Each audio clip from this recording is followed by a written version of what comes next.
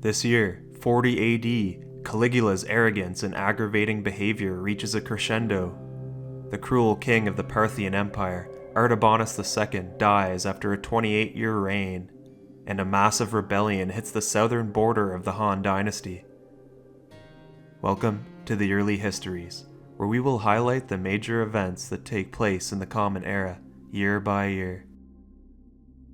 Last year, we saw Caligula banishing Herod Antipas and granting his territories to Herod Agrippa. Caligula also responding to a suspected revolt in Germania by executing many of the accused persons, and Emperor Guangwu bestowing titles upon his family members. Emperor Caligula has remained in the north since arriving last year and is seeking military glory, but matters don't necessarily go his way. According to Suetonius, Caligula assembles a large force of soldiers and prepares for a naval invasion of Britannia. However, when the Roman forces arrive at the Channel, they do not launch a full-scale assault, but instead engage in a bizarre display of aggression. Caligula allegedly orders his troops to collect seashells as spoils of war, symbolizing victory over the ocean or the god Neptune, leading many to view this as a mock campaign. Whether this account is true or not, Caligula returns in failure as he continues to lose the respect of the military. The tumult for the erratic emperor is not over though, as in the summer, word of yet another conspiracy in Rome this time leads him to immediately rush back to the capital. Caligula has been hated by the senators and aristocracy since early on in his reign, but now the masses are beginning to turn on him in droves. This is in part due to his levying of crippling taxes to pay for his luxuries, including on sales of food and legal transactions. Most dangerously of all, he has lost the respect of the military, stemming from his embarrassing blunders on the front in Germania and failed attempt to land in Britannia. Emperor Caligula also initiates a series of reforms that fundamentally alter the nature of Roman rule, moving the Principate, the system of government created by Augustus, toward a Hellenistic autocracy.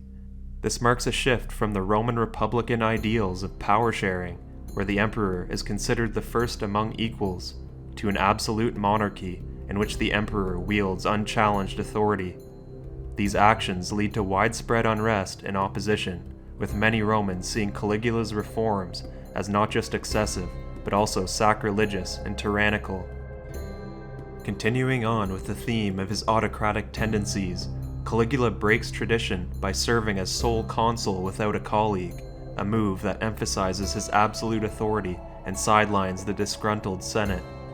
This bold decision reinforces his belief in his own supremacy, further alienating Rome's political elite. Additionally, he reportedly plans to make his beloved horse, Incitatus, a senator, either as a mockery of the Senate's incompetence or as an extravagant display of his absolute power. Whether with genuine intent or a symbolic insult, the act highlights Caligula's growing disdain for Rome's traditional institutions. In 38 AD, we witnessed how Caligula's disdain towards Judaism added fuel to the fire amid the tensions in Alexandria, leading to a massive anti-Jewish riot to break out. This year, the famous Jewish philosopher Philo of Alexandria leads an embassy to Emperor Caligula in Rome to protest the persecutions of Jews in the city. Philo's delegation ultimately fails as Caligula dismisses their grievances and continues to insist that Jews worship him as a god, saying, quote, "You then despised my statue, which was set up with my authority, and preferred to honor that of an unknown god," unquote. The Roman client kingdom of Mauritania, headed by its king Ptolemy, has enjoyed the status of being one of Rome's most wealthy clients and has thrived under its suzerainty. This year, Caligula invites Ptolemy to a banquet in Rome. Once arriving, Ptolemy is confirmed as king and an ally and friend of the empire, but suddenly, out of nowhere, he is assassinated by the order of Caligula. Caligula's intentions are unclear, but after the client king's murder in Rome, his former household slave, Adrian, from outrage and out of loyalty to his former master, takes revenge against the emperor by starting a revolt in Mauritania with its Berber allies against Rome. Nevertheless, Caligula declares that Mauritania is to be incorporated into the Roman Empire, but it will take time to go into full effect with Aedemon's revolt underway. One of the 12 disciples of Jesus, known as James, has found himself all the way across the Mediterranean Sea. Supposedly, while James is preaching in the city of Caesar Augusta in Hispania, he faces challenges and discouragement in spreading the teachings of Jesus. According to tradition, the Virgin Mary appears to him on a pillar, which was miraculously set upon a small stone column, offering him encouragement and support. She tells him to build a church in her honor at that location. In Parthia, King Artabanus II, who has been ruling the empire since 12 AD, dies in his late 60s. Immediately, a succession dispute arises as two of his sons, Vardanes and Gotarzes, lay down their claim to the throne. The elder son is the first to seize the opportunity and is proclaimed King Vardanes. Not much longer after that, Gotarzes seizes the throne, becoming the second of his name. Now, both men are supported by their own faction within the Parthian nobility. The elder brother Vardanes flees to Atropatene, where he takes refuge with some of his supporters. On the other hand, the younger Gotarzes finds support with the people of Hyrcania as the year ends in Parthia. Around this time, the Western satraps, a group of Indo-Scythian rulers who control parts of Western India, extend their border into the Deccan Plateau at the expense of the Satavahanas, who have ruled much of central and southern India for several centuries. The satraps supposedly take advantage of the Satavahanas' weakened state, possibly due to internal strife and external pressures, to seize land and control lucrative trade routes. On the southernmost border of the Han dynasty, in the Nan-Yue region, a simmering volcano is soon to erupt.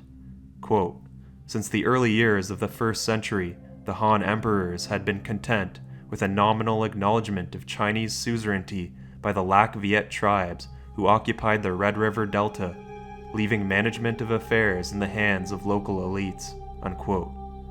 In the decades since, a large mass of Chinese immigrants have resettled in the south due to floods, famine, raids from the Xiongnu, and civil war, which upset the balance.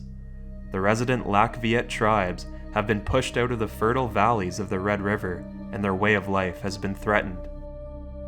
The Lac Viet tribes are a multilinguistic amalgamation of different peoples from across Southeast Asia that have migrated to the area over centuries. In that time, these people have evolved into a feudal society primarily dependent on agriculture. Recently, while the Han emperors were preoccupied with their own affairs, the people of the region remained subject to harsh Sinicization efforts and taxation from the local governor. Sinicization being the process of making something more Chinese in character or bringing something under Chinese influence. In turn, the Southerners attempted to establish an independent kingdom. However, Emperor Guangwu's aggressive expansion forced them back under Han control, though they were still granted a substantial degree of autonomy. The tipping point comes this year with the execution of a local chieftain who is attempting to resist the Han imperial efforts to Sinicize the population and subdue the tribal aristocracy. This has the exact opposite intended effect, as the widow of the slain chieftain, Trung Tak, and her sister, Trung Ni, rise up at the head of an insurrection and displace the local Han governor residing in Lien Lao. The rebels seize the city and proclaim Trung Tak as their new queen of their independent Viet state. By the end of the year in this region, the roving bands of insurrectionists have marched up and down the coast, capturing dozens of cities and subduing the countryside. Just years after quelling the final remnants of civil war within his borders, Emperor Guangwu must face a harsh reality. An empire of this scale, home to diverse minority populations, will never remain pacified for long if its people feel mistreated. Now it's time for In Memoriam, where we look back on the lives of prominent figures who died in the year.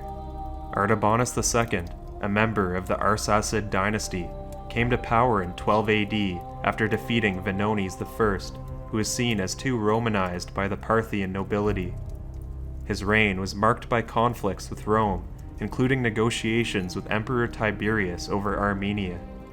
In 35 AD, he was briefly overthrown by Tiridates III, a Roman-backed rival, but he later regained the throne, with support from the Parthian nobles. Artabanus attempted to strengthen his rule by allying with eastern nomadic tribes, such as the Dahe and the Scythians, to counterbalance opposition from Parthian nobles. However, his reliance on foreign forces, his struggles against Rome, and his reputation for cruelty ultimately contributed to his difficulties in maintaining stability within the empire. Toward the end of his reign, internal strife weakened his rule, as he was overthrown briefly one more time in 38 AD before the end of his life. We will leave this year, 40 AD, with Caligula tormenting the army and the Senate, even ordering the death of the client king Ptolemy of Mauritania, a succession dispute underway in Parthia, and the Lakviet tribes rising up against the forced Sinicization of their people. If you enjoyed this video, please like and subscribe to be notified when the next iteration of the yearly histories will be released. Thanks for watching, and I will see you next year in 41 AD to continue the fascinating stories of the world of antiquity and cover its major events.